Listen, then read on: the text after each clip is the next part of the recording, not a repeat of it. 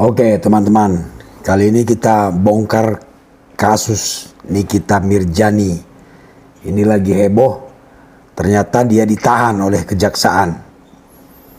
Nah, kita cek dulu apa sebenarnya kasusnya ini. Kita buka di antevklik.com.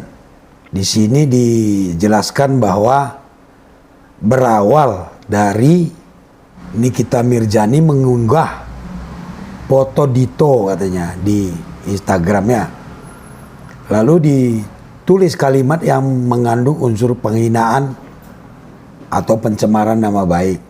Atas hal tersebut, Nikita dilaporkan ke Polresta Serang Kota dengan persangkaan yaitu pasal 27 ayat 3, junto pasal 45 ayat 3, atau pasal 36 junto pasal 51 ayat 2 Undang-Undang nomor 19 tahun 2016 tentang perubahan atas Undang-Undang nomor 11 tahun 2008 tentang ITE. Selain itu juga dipersangkakan pasal 311 KUHP.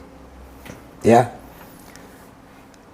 Jadi begini, saya ingin sampaikan dulu bahwa orang dalam proses penyidikan, penuntutan atau peradilan dapat ditahan ya apabila ancaman hukuman pasal yang dipersangkakan itu di atas 5 tahun. Jadi kalau ancamannya di bawah 5 tahun tidak bisa ditahan. Memang ada juga beberapa pasal yang bisa ditahan, tapi pada umumnya di bawah 5 tahun tidak bisa ditahan. Nah, kita cek satu persatu nih ya teman-teman. Pasal 27 ayat 3 junto pasal 45 ayat 3 itu ancaman hukumannya 4 tahun. Berarti tidak bisa ditahan. Oke.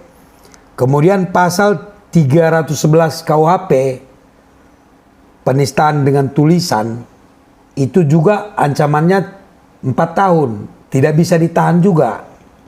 Nah, tapi pasal 36 junto pasal 51 ayat 2 Undang-Undang ITE ini ancamannya 12 tahun. Bisa ditahan. Lalu apa bedanya bang? Nah kita cek ya teman-teman ya. Kita analisa pelan-pelan nih. Pasal 27 ayat 3 Undang-Undang ITE bunyinya begini.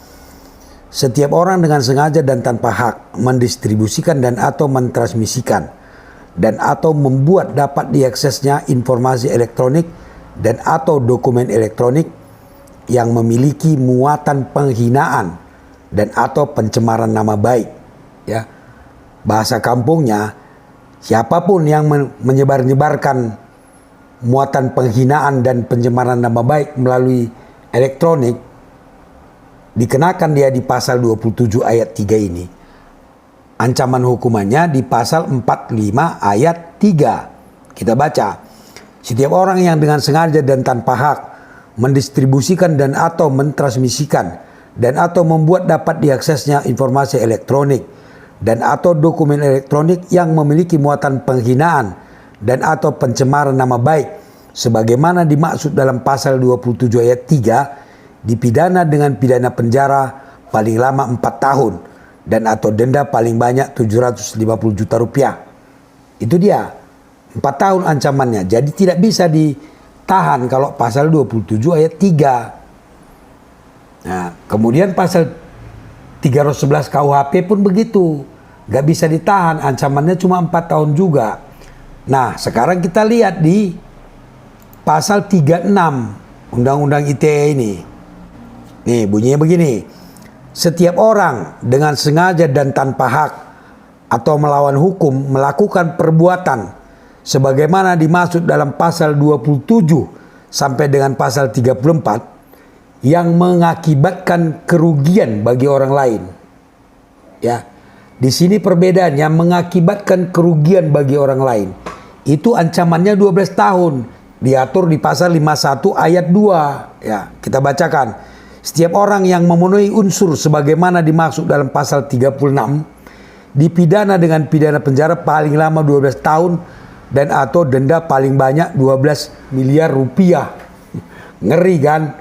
Hanya karena ditambahi sedikit tadi bahwa mengakibatkan kerugian bagi orang lain, jadi ancamannya jadi 12 tahun dan atau denda 12 miliar. Saya juga bingung ini, maksudnya kerugian bagi orang lain ini apa gitu ya. Apakah kerugian materi atau apa gitu. Kalau kerugian uang gitu, apa ada kerugian bagi orang lain di sana? Ini kan sulit membuktikannya kan. Orang kita hina, terus dia rugi dengan uang atau bagaimana? Ini kan harus dibuktikan nih, bahwa ada kerugian materi atau kerugian apa. Kalau kerugian perasaan sudah jelas ancamannya tadi cuma 4 tahun. Ini kerugian bagi orang lain. Ini menurut saya membingungkan juga pasal 36 ini teman-teman. Dan ancamannya berat sekali, 12 tahun, dendanya 12 miliar. Pasal inilah yang membuatkan Nikita Mirzani bisa ditahan. Ya. Lalu apakah nanti bisa dibuktikan ini di persidangan? Jadi teman-teman, pasal inilah yang membuat Nikita Mirzani bisa ditahan. Lalu bang, bagaimana kalau nanti tidak bisa dibuktikan di persidangan bahwa Nikita Mirzani ada merugikan orang, merugikan materi misalnya?